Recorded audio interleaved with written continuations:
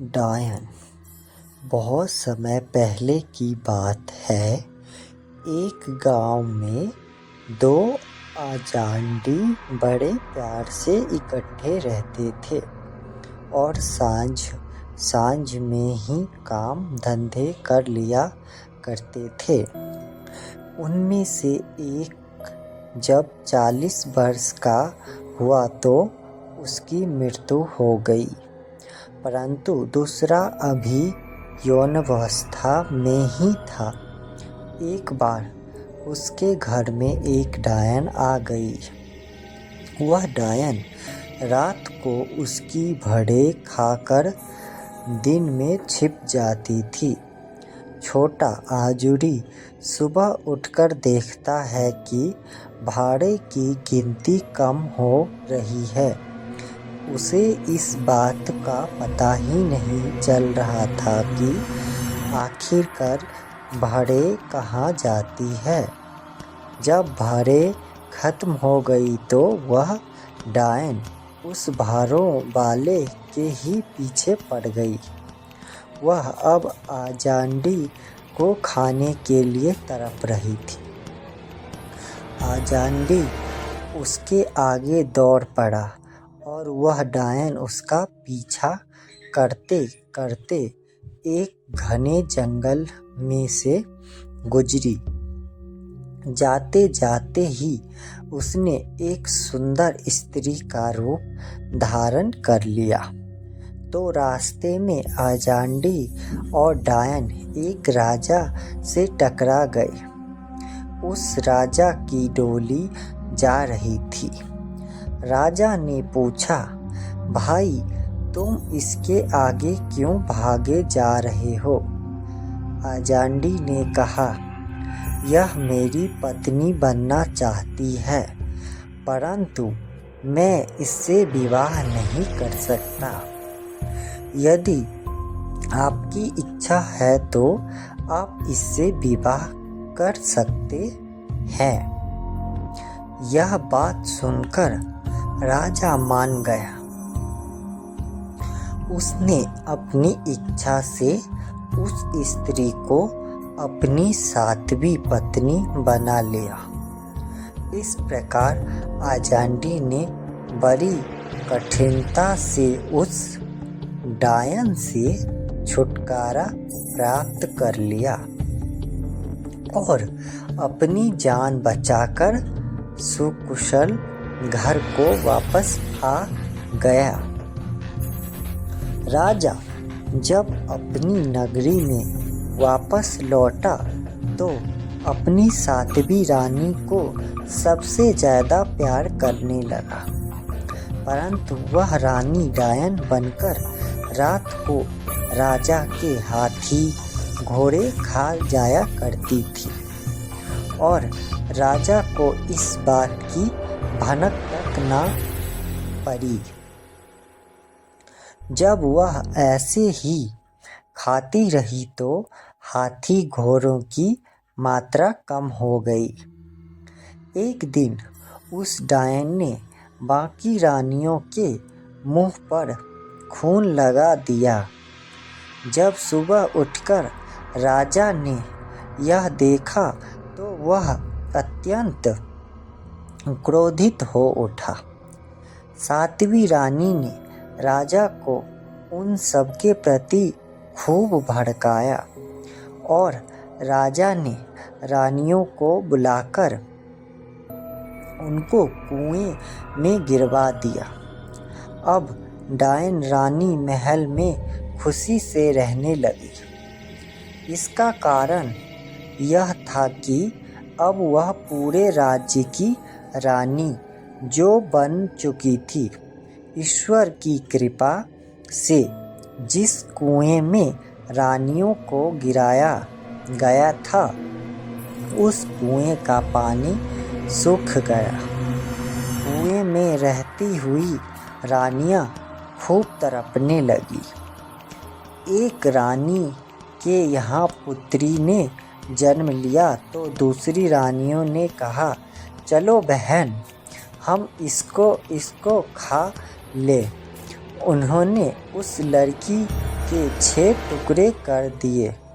5 रानियों ने तो अपना हिस्सा खा लिया, परंतु सबसे छोटी रानी ने अपना हिस्सा संभाल कर रख दिया। इस प्रकार 5 रानियों के यहाँ बेटियां हुई और वह उनके हिस्से करके खाती रही। छोटी रानी ने एक पुत्र को जन्म दिया। वह 4 वर्ष का हुआ तो रानियों ने कहा, चलो हम इसे भी खा लेते हैं। यह कौन सा हमें अपनी पुत्रियों से प्यार है। छोटी रानी ने उत्तर दिया, लो ये अपनी बेटियों के हिस्से।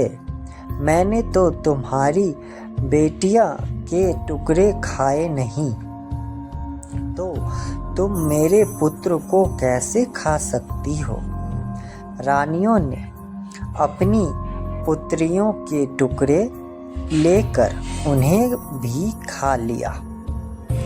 अब वह लड़का 10 वर्ष का हुआ तो रानियों मेढक और कीड़े मकोड़े खाकर अपना जीवन निर्वाह करती रही, या कभी फूल पत्ते जो कुछ भी मिलता उनको खाकर अपना निर्वाह करने लगी।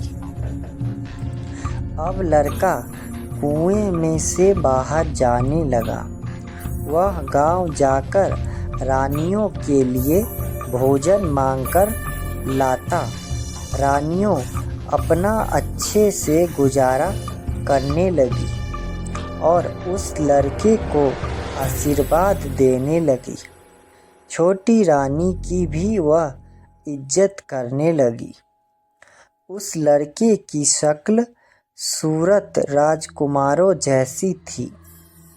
एक बार डायन रानी ने उसे कुएं में से बाहर निकालते देख लिया था। वह ईर्ष्या के मारे राख हो गई और उसे यह भी पता चल गया कि ये उनके खाना भी लेकर देता है। डायन रानी ने लड़के को अपने पास बुलाया और कहा, बेटा तुम खाना देकर मेरे पास आना। लड़का रोटी देकर चला गया और डायन बनी रानी के पास पहुंच गया। उस डायन ने लड़के को एक पत्र दिया और कहा, मेरे माता पिता दैत्य हैं, मेरे मामा शेर और चीते हैं तथा चाचा और ताए गिदर है। तुम उनको यह पत्र दे आओ, वह तुम्हारा स्वागत करेंगे। मार्ग में लड़के को भगवान के कुछ फरिश्ते मिल गए। उन्होंने उस पत्र को पकड़ लिया और पूछने लगे कि इस पत्र में क्या लिखा है। उन्होंने उस पत्र को पढ़ा तो पाया कि उनमें लिखा था, शेर चीते तुम्हारी भांजा आ रहा है, इसे खा लेना। फरिश्ते ने वह पत्र फाड़ दिया और उसके स्थान पर लिख दिया, शेरों चीतों तुम्हारा भांजा आ रहा है, तुम इसको अच्छे से स्वागत करना। पत्र शेरों के देश में पहुंच गया। शेर लड़के के सामने आए तो लड़के ने उसके आगे पत्र रख दिया। पत्र देखकर वह बहुत प्रसन्न हुए। वह शेरों के राजा के पास उस लड़के को ले गए और राजा ने उसे अपनी पीठ पर बैठाकर सैर करवाई। शेर ने कहा, तुम मेरी पीठ से एक बाल खींच लो जो कि तुम्हारे बहुत काम आएगा। जब भी तुम संकट में होगे तो इस बाल को हिला देना, हम हाजिर हो जाएंगे। अब तुम आगे जाओ, जिससे मिलना है उससे मिल आओ। अब लड़के दैत्यों के देश में जा पहुंचा और वो भी उसे खाने के लिए आगे बढ़े, परंतु लड़के ने पहले ही उनको पत्र दे दिया। वह सभी उस पत्र को पढ़कर बहुत प्रसन्न हुए। उन्होंने लड़के को उठाया और अपने महाराज के पास ले गए। दैत्य यह जानकर बहुत ही प्रसन्न हुआ कि यह तो मेरा दोहता है। दैत्य ने उस लड़के की बहुत सेवा शुश्रूषा की और रोज उसे नहाए नए नए व्यंजन खिलाने लगे। इस प्रकार उस देश में रहते हुए उसे 1 वर्ष बीत गया। उसने अपनी नानी माँ से पूछा, यह चक्की कैसी है? इसके मध्य और इर्द गिर्द मुर्गी क्यों रखी हुई है? और इन कबूतरों तोतों का यहाँ क्या काम है? यह सुनकर नानी ने बताया, बेटा, यदि इस चक्की को उल्टा घुमा दिया जाए तो सभी दैत्य देश छोड़ जाएंगे। हाँ, और कभी भी वापस नहीं आ सकते। इस मुर्गी में तुम्हारी अम्मा के प्राण हैं, कबूतर में तुम्हारे मामा के प्राण हैं और इन तोतों में तुम्हारे फूफा और मौसा के प्राण हैं। एक दिन नानी जब किसी काम से बाहर गई तो लड़के ने चक्की को उल्टा चक्र दे दिया। इस प्रकार वह दैत्य देश छोड़ गए। लड़का कबूतर, तोते और मुर्गी को उठाकर अपने देश चल पड़ा। जब लड़का अपने देश में पहुंचा तो यह देखकर डायन रानी चकित हो गई और सोचने लगी कि यह बच कैसे गया। डायन यह देखकर उसे खाने के लिए जब आगे आने लगी तो उसने मुर्गी को टांगे तोड़ दी और इसके साथ ही डायन की टांग भी टूट गई।